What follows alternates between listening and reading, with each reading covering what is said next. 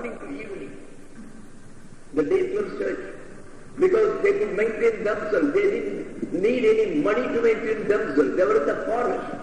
There were plenty of roots available. There were plenty of fruits available. So, the question of food was never a problem for them. Well, today, there is the greatest problem for us, food. So, all the various Vedas, they were all revealed to us through these Mahārishis. So something has come to us through Vishwamitra, something has come to us through one sage known as Dirghatama. So the entire Rigveda, Yajurveda, they are all coming through the Mahārishis who are all householders. Obviously, I don't think that in those days the gates of moksha were closed. So all these people would have really attained the moksha. Vasishta was a person who had 100 sons, and he was perhaps the greatest of the jnanis. And the entire Yoga Vasishta deals with the jnana which is important to such a great personage as Rama himself. When Rama himself was in confusion, it was Vasishta who gives him the entire jnana. Yoga Vasishta is one of the best books available on philosophy. It contains 36,000 slokas. Because it is such a big book, it has been condensed by many people. There was an Atreya in Banarasi University, and he had written a number of books. And the recent past, in Madras there is some summit, and he has taken some 2,000 slokas, 3,000 slokas, and they have all published a portion. And about 20 or 30 slokas, which are the best out of the entire Yoga Vasishta, have been selected, and we have got in our bookstall a small book called The Essence of Yoga Vasishta. So Vasishta was the best of the jnanis, even though he was a Now, Yajnavalkya, when he said, I am going away, I got a lot of property, I want to divide between you two, between Maitri and the other one, Katyayani. He says, Khantate aniya Katyayanya antam karvaniti.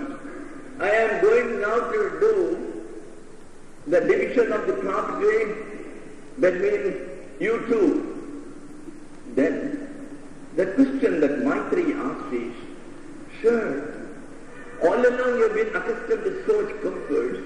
You are perhaps the richest among the Mahārishis here, and you are very well regarded by King Janaka and so many. And if you yourself are leaving the entire thing and going, I am sure there is some other thing which is greater than these millions of rupees worth of wealth. It should be something more worthy. It should be something most valuable. Otherwise, who would leave crores of rupees? That means you are going to get some more billions. Otherwise, who would leave them? So could you please tell me what it is that you are going for? And can I get the same with all the wealth you are giving me? Will I be able to achieve that end? Yajnavalkya laughs. He says, no. Sarva prithvi vidyena purnasya Syantamantena amritahu neti neti huvata. Supposing this entire earth up to the top of the sky is filled up with wealth, and if it is given to you, still you will never achieve immortality with this. This will never give you the final peace, this will never give you the final bliss. So this entire wealth is useless. Even if the entire earth is going to be full of wealth, no, it won't do. Then Maitri asks, Yenaham amritasyam na amritasyam kimaham tena kuryam yadeva Bhagavan veda tareva brushiti. What is the use of all this wealth and already given to me? They are worth nothing. If I can't get immortality, if I can't get eternal bliss, then what is the use of all this wealth that you are distributing to me? Take it away. Give it away to the other lady, Katyayani. I don't want it. But sir, I am sure you know something. You know something which is a greater achievement. You may not have got it and you are going in search of it. Please tell me something about it. I would also like to know. Then Yajnavalkya talks to her about that. So, there is nothing greater in this life than knowing as to who I am. It is this ignorance. And on the contrary, it is not only a simple ignorance.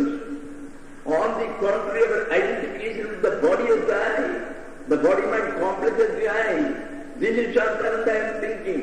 It is that which causes the worst calamity. There is a catastrophe. There is a tragedy of the lives of one and all of us. So, Atmalabha Parolabha, which is Anyaha Navidyada, there is nothing else. And that is why, as the greatest achievement in life is self-knowledge. So, Tad Atmanam Upaki. So, one should try to find out his self. Atmanam Upasita. Pursue the Atman. Get him, realize him, find out who the self is. Atmanam, self Upasita. Pursue that. Then, Yaha Ayam Atma. Parahatusa.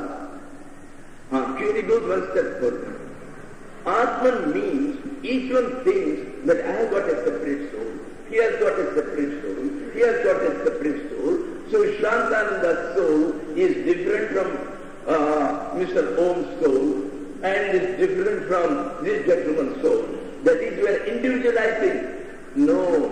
This so-called Atman I am talking about is the great I. He is the universal I.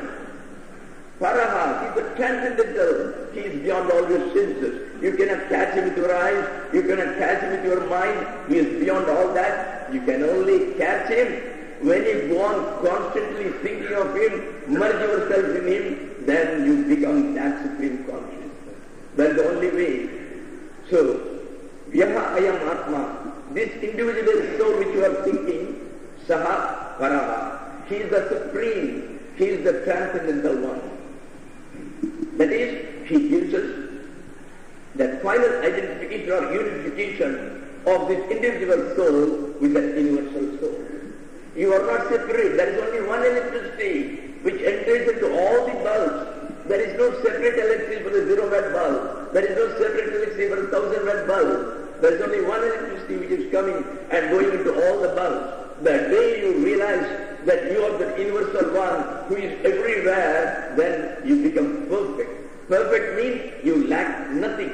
Because whatever you lack in one body, you are already enjoying in another body. I may not have a Mercedes-Benz car, but this gentleman is having one. So in his, I am the same soul as he, so I am already enjoying it. So I don't lack anything. So we become perfect. That is what is called Purusha. The next one is Na prana naiva tapano Vasishta Guha Sarvajyantu Atmanam Paripurnam Sadatmaret. This Atman, this is not your vital breath which you are inhaling, which you are exhaling. The inhaling one is called apana. The one which you inhale and which goes down, that is called apana. The one which you leave, which you exhale, that is called the prana. In general, we call them all as prana. There is the vital breath or the bioenergy. So, this Atman is not this bioenergy. Don't mistake. It is subtler than that. Na prana, na yevacha apana. It is neither the exhaled breath nor it is the inhaled breath. It is something else. It is unique. Vasishta Guha. Don't think, oh, it might be some separate kind of equipment or instrument, just like the eye, just like the mind. It may be something special, some other sense. No, not at all. It is not one of those senses. Then, Sarvajyantatam Atmanam. He is the knower of all. He is Sarvajya. He knows everybody. How? Because he is the material cause. You are all the dream figures conceived by the cosmic being. The cosmic being is conceiving billions and billions of lives, dramas. One is the cosmic drama of his, one is the cosmic drama of mine, one is that of Krishna, one is that of Vajpayee. So all these are the various dramas. And so he has become, through his thought, through his imagination, he has become all. During the dream, you are having 20 people in your dream. Where from those 20 people came into your dream? They were all your imagination. It is you who became all of them. You are the material cause, what is called as upadana karana. You are the one who made up the entire. Where from they got their consciousness? From your consciousness. You lent it to them. Sarvajyam tu Atman. Then, what else is this Atma? Paripurnam. He is completely perfect. Purna means full. Full means he is perfect. He lacks in nothing because he is all. You and I would like to have a big giant refrigerator because I think a refrigerator is a thing which is separate from me. The entire refrigerator is my creation. The day you know I can create lakhs of refrigerators and I become the refrigerator, then where is the question of wanting it? Where is the question of desiring for it? You are all. There is no question of desiring. All the creatures, all the things are your projections. They are your extensions. So, at any time by your will you can create it when once you reach that stage of consciousness. You become one with the Creator. You become one with the ultimate being, which is even beyond the Creator. So, Sarvajyam tu Atmanam Paripurnam Sadasmari. The only way is continuously, incessantly, you think of that Atman, that self, as advances. If you cannot think or inquire about who am I, simply go on thinking of I. Go on thinking of that I. The day will come when this spurious I, which is masquerading as the reality, which is nothing, which is a non-entity, that will disappear back into the heart. That is the source from which it has come. When once it has gone back into the heart, only the real I will be there. Only the Atman will be there. That supreme consciousness, that final reality, that alone will exist. That will be the state. So, Paripurnam Sadasmari, the only way to get to that highest level is continuous thinking of the state. Whatever you think, you will become that. He has already told. Whatever you think, you become that. The thought has got the highest potentiality. So naturally, if you think that I am that perfection, I am that purity, I am that supreme consciousness, I am not affected by anything in the world, I have nothing to do with the world, the entire world is my creation, I alone exist, and if once you go on continuously, incessantly think, you will become that. That is the easiest part. Next one is Nachaye Vabhyantare Bhajye Nati Dure Tamipatagam Sunishkale Parestami Tatra Chittam Niveshaye. Where is the location of this Atman? Where exactly it is? How far I have to go in order to reach? 20 kilometers? 1,000 kilometers? Where is it like? How far is it? And is it outside? Is it inside? He says. Where there is nothing but consciousness, in which we are all the flotsam. Your body is the flotsam, my body is the flotsam. That consciousness entered into it, that's all. Just like when you take a pot and drown it in the water of the Ganges, the pot gets filled with water. Will you say that the Ganges is only inside the pot? It's outside too.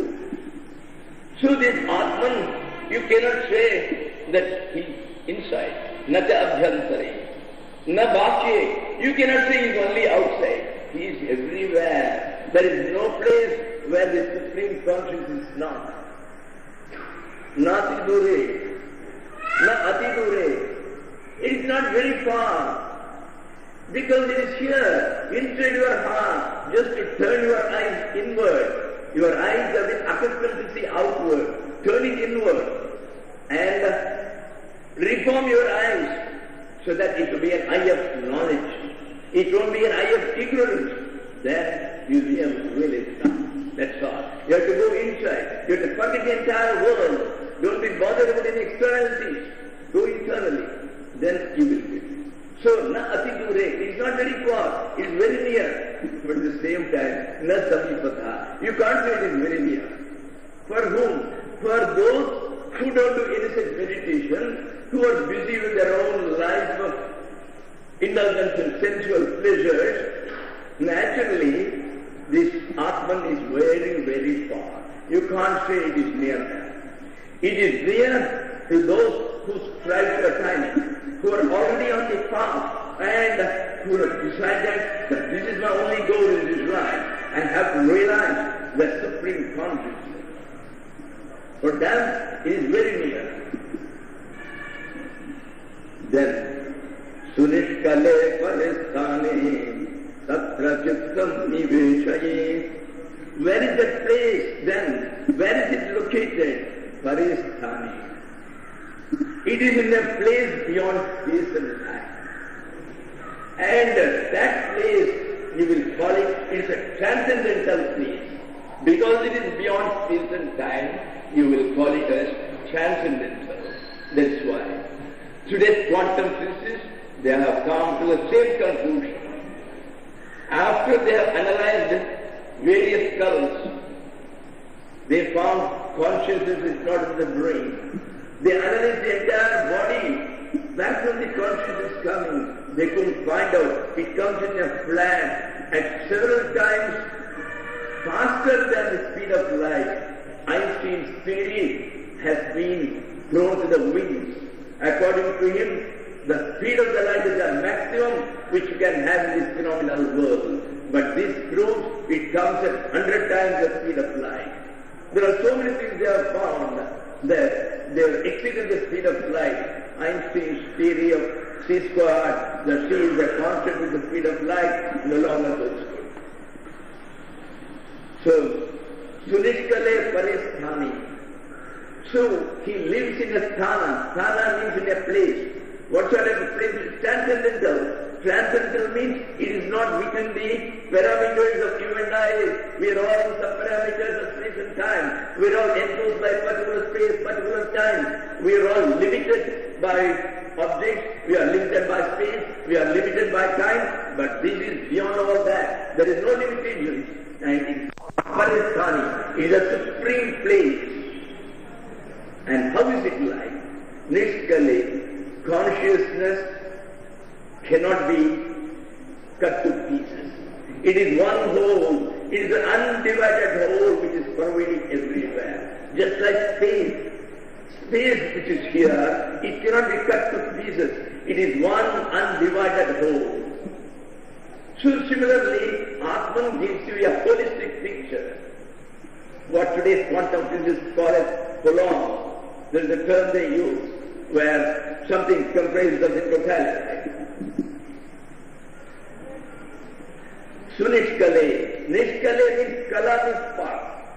Nishkala means no parts. There are no parts. It is one whole. It is an undivided ocean, an ocean of consciousness. It is undivided. There, Satra Chittam Samavishet. Keep your mind there. Take your mind and enter into that place. That is the ultimate. In other words, continuously think of that Atman, think of that supreme consciousness which is beyond time and space, which is beyond your senses. You can't catch it. The only way is go on thinking. Finally the thought will itself disappear. A day will come when the thought will disappear. What remains will be the Atman only. The body would have already disappeared in that concentrated thought. So the world will also have disappeared. Only the Brahman alone. And what is Brahman? Brahman is the existence. You are existing. Your essence is existence. So the essence of every being is existence. And that existence, that being is the Atma. And if something exists, you should be aware. Otherwise, what's the use of your existence if you are not aware of your existence? Yes, that is awareness. That is consciousness. That is called the Chit. So, the Atman is in the form of Sat and Chit. It is being or existence. It is also consciousness or awareness. Then we come to the next Tiryagurdhamadasthaiva Bahirantasya Nityachaha Sarva Shunyam Tamabhasam Atmanam Bhavakhyet Sada. Yes. Where is this Atman? It is there at the top. It is there down below. It is there in the transverse, across. It is everywhere. And it is inside. See, the previous one was in a negative way. He said, it is not only inside, it is not only outside, it is not only up, it is not only down. Now, the same thing emphasizes is different. The idea is to get it inside the mind. It should be embedded deeply that this is the only purpose in our life. You have to again and again hear it. It should go into a subconscious mind and it should make you think that in future there is nothing else. My only purpose in life is to realize who I am. You have to come to that. That can come srotavyaha. Here, again. That's why all our scriptures are full of repetition. The same thing is told 100 times over with that view. Let it get embedded as an impression. Let the impression grow. Let it become a vasana at least, so that it will induce you to go on the path. That is the idea of it. So here it is saying, Tiryaki means across, just like the transfer. If you find the opposite points in a square, if you join the opposite point, that's called the transverse in geometry. So the transverse is across. Urdhva, it is also upward. Go up anywhere, it is there. Up to which place is up? When you say up to which place? It's up to infinity. Up is upward, your own concept. So we don't know where it starts, we don't know where it ends. We say west, where does west start? Can you tell me better? Where does west start? Up to which place does west go? Infinity. There is neither a start nor an end. It is all your own concept, that's all. That which cannot be divided, you and I have divided. It is only a mental concept, it is an imagination. There is nothing like west, there is nothing like south, the entire thing was one whole. We are all experts in division. Bahihi antasya nityashaha. Bahihi is outside. Antaha is also inside. Nityashaha, always, at all times. There is no time when the consciousness is absent. It doesn't go for its lunch. It is always there. Nityashaha, at all times. Then comes a beautiful description of it. Sarvam Shunyam. Shunyam means it's all a void. How can it be? So far he has been talking so positively about it. It is inside and outside. That means it is something positive which can be both inside and outside. And suddenly you say that it's all an emptiness. Why? Sarvam Shunyam. It's completely it is a void. How could it be? Here, I will quote some of the scientists of today. I think in 1984 or so, there is a beautiful book written by a Frenchman, I think, Amaury de Raincourt. He has written a book, The Eye of Shiva. It contains a lot of material on quantum physics of today, on mind, matter, consciousness and all these things. There he writes, this void is not emptiness. This void is not emptiness. It is far from it. It is indeed the creative potentiality, one which can presumably be experienced only by mystical insight. Although science cannot penetrate beyond the ultimate man. What a beautiful one. She says, yes, you see, there is a theory called the Big Bang theory. Sometime in 1974, all these scientists, astronomers, all these people together, they made a lot of experiments, and finally they came to the conclusion, this entire world has come out of a big sound, there's a big bang, and out of which it came. Einstein formulated a static universe. He said that which came, it was a static universe, it remains as it was always, it will neither contract nor will it expand. But it was blown up by the further experiments, and Einstein had to withdraw his theory of static universe. He withdrew his theory. He said, I'm sorry, I was wrong. Because it was true to the hills that this universe goes on expanding. Then a time comes when it remains static. Then finally a time comes, it goes on contracting. Finally it comes to a stage when it becomes a pinhead or almost nothing. They call it a singularity. You see, I will quote from English and Spindler. These are the two quantum physicists. They say, in the first model of universe, they found it originated from nothing by a quantum process. There was nothing before the creation, that is Shunya.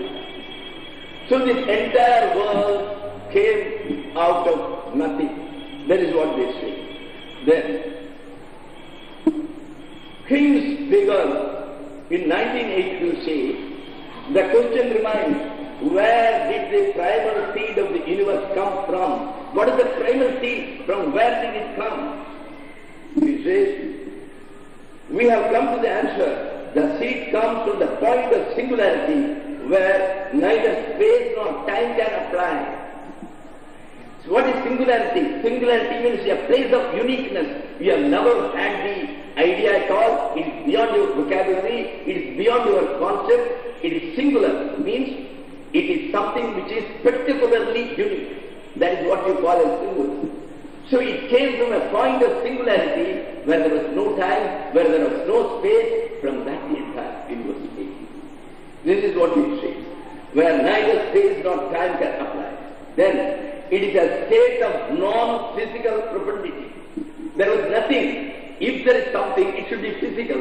It should have the qualities of some matter, something or other, or some energy. It doesn't have any of those properties. So it is non-physical. But at the same time, it is profound. It is full. It is purna. It is a non-physical profundity. This is not the Advaita. This is the latest to quantum physics who are telling in 1982. Then, physically, it is nothing, but logically, this nothing contains the potentiality of everything. This nothingness contains all of being. Wherever you have got existence, all the existence is contained in this nothingness. And that is true. That is void. So void never thinks this means empty. It only means whatever you have known. What have you known? You have known these objects. There are none of these objects. Then what have you known? You have divided them into atoms. There are no atoms. Then what you did? You divided subatomic particles. The meson, the photon, the electron, the proton, none of them you find. So whatever they have known, whatever is the scientific vocabulary, nothing is there. They can't see anything. It is subtle. So they had to call it Shiv. But at the same time they know that this entire world has come out of the sea. You see, just imagine. There is a very big banyan tree. I don't know if you have seen the seed. It is very small. It is very small. So you analyze the seed. You find a tree which is brown bark, so high, and with so many of its branches coming down, and beautiful green leaves, and beautiful reddish-like small fruits. Were you able to see any of them in this seed? They all came out of it. They all came out of this seed. And positively, This seed didn't contain any of them, but it contained the potentiality of the entire tree with all its leaves in different colors, in different shapes, in different forms, its fruits, its bark, its stem, its branches. What a beauty. Here it is the same. Only thing is, here it is not gross. You can't see the seed. That seed is something which is there. The quantum physics called it the ground state. All the materials which have gone to the world, the carbon, helium, nitrogen, hydrogen, they are all in the form of waves. Because they are all radiations of energy. It is energy that condenses into matter. That has been proved. Matter can be converted into energy, energy can be converted into matter. So the centrifugal energy is called that. And all these energies are always represented by waves. Long waves, big waves, with big cuts, small cuts of different dimensions. And each one has got its own wave. So, all these waves, they are all starting from this base. When you see this base, you don't find any of the indication of any of these materials. You will neither find silver, nor gold, nor helium, nor carbon, nor hydrogen, nor the protons, nor the electrons. Nothing is there. They call it the vacuum state initiation. In 1920s, when they started the quantum experiments, they called this ground state the vacuum state. But then they found out that then they called it, yes, it is full of some apparent particles. It is not apparent, they call it apparent particles. They can't see, but it contains some particles which they cannot analyze. You cannot analyze it because it's all consciousness. That is the only stable state. And that stable state, when you reach, they call it superconductors in quantum physics. Superconductors are conductors, that is wires like things, which are reduced to 0 degrees centigrade, 0 degrees Kelvin, 0 degrees absolute, that is minus 273.16 degrees centigrade or something like that, Celsius. So, when all activity ceases, then you can't find, there is no vibration. When there is no creation, when there is nothing, that is the state of the Brahman. That is the state of the Atma. At that time, you cannot find anything at all. And the moment you go face to face to see it, you are merged in it. There is no more an individual to come back and say, I have seen the Atman. It has become the Atman. Who is to come and tell you, sir, I have seen the Atman? No, there is nobody else left. And that is the state of union. So, he says,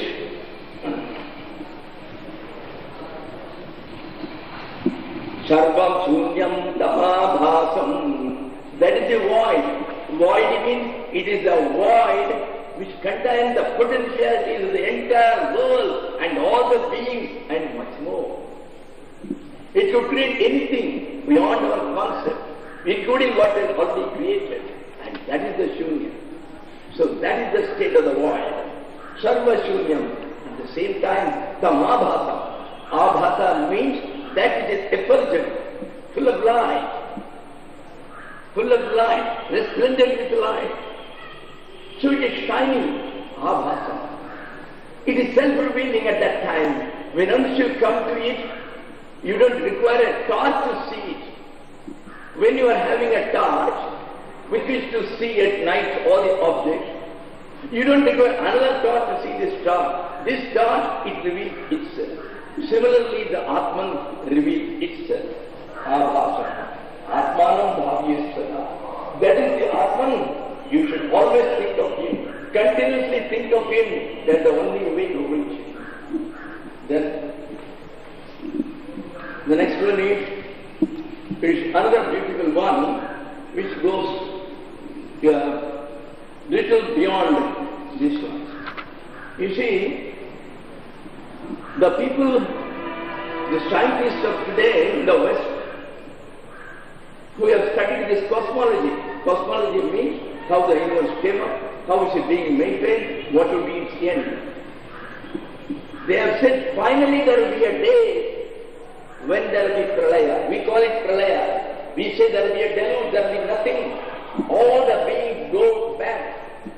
And that is exactly the conclusion to which all the quantum physicists, all the astronomers, all the cosmologists, all of them have come. They say what is called a vacuum decay. When finally the entire thing completely contracts to the size of a pinhead, it becomes nothing. Then what happens? Even this vacuum, there is a decay. Everything goes away. How the contraction takes place, they have described it, the cosmologists. I am talking the scientists. They have described there will be a day when all the stars, the sun, the moon, all the planets, all the stars, they would have exhausted all the energy through the heat and radiation. Then the temperature in the universe at all places, everywhere, it will be the same. The energy will be distributed equally in all these places. The energy will go from one place to another only if there is a potential. Something is high, something is low. From the high it can go to the low. When the energy is equally distributed, you cannot create electricity. There will be no light. The entire world will be in darkness. This is what our Puranas say. This is what the quantum physics say. The entire world will be in darkness and they will be having nothing. Nothing will come up. Everything will be destroyed. They cannot live in that atmosphere. And that is what is called the heat death, they call it. Death by heat. It is called a heat death. And the general term they use is vacuum decay. And we call it as deluge, we call it as deluge. The descriptions you give there are exactly the same as given in our Puranas about deluge, when the entire universe is dissolved. And then, Naye Vashunyam Nacha Shunyam Ashunyam Shunyam Evacham Pakshapata Vinirmuktam Atmanam Paryupasaye. How is this Atma? He says, well, I can't call it as void, Nashunyam. Then will you call it as something? It contains a lot? No. Na Ashunyam. I cannot say it is void, nor can I say it is not void. I cannot say it is not empty. I cannot say it is empty. Then, Ashunyam Shunyam Evacha, I would say, it is a void, it is an emptiness, but at the same time, it contains everything. That is what I have read, what the quantum physicists have told. Pigler, Engels, Spindle, all these people have told the same. That is all. The void is not a nothingness. It has got the potentiality of everything. It is the seed from which everything comes. That is it. So, Nayava Shunyam. It is not empty. Nacha Ashunyam. You cannot say it is not empty. Ashunyam means not empty. Na means no. Is it not empty? No. Then, what is it? Ashunyam Shunyam Evacha. You can call it both as void as well as non-void. Because when you see, you can't see whatever you are familiar with. There is nothing which could be seen even by the best of the electron microscopes or whatever the best you have got, all the equipment. There is no equipment which can perceive anything there. Will you call it void? No, because it has got a seed of the entire world and more. So everything is there, all the beings are there, the potentiality is there. That is why he calls it both as it is void as also non-void. Pakshapata Vinirmuktam. Atman doesn't have favorites. You cannot say, Atman favors this gentleman, Atman doesn't like me. Because at the Atman stage there are no individuals, it alone means. Where is the question of favorites and non-favorites? There is nobody else. All of them, they are all its own part. It is the Atman which is occupying everywhere. So when its own self, when there is nobody else, the question of Pakshapata, the question of favoritism, the question of liking somebody or disliking somebody, that is called the Pakshapata, being favoritism. I like somebody, I don't like somebody. The question is different. So this sort of Atmanam Parimupasini, we should try to constantly think of and seek and pursue this Atman. We should try to realize this. Who is this self? Who is it that I call I? Who is the real I behind this I? So this is absolutely essential for having the absolute peace of mind, happiness and freedom from all worries, anxieties, tension, hardships, suffering. So we stop with this.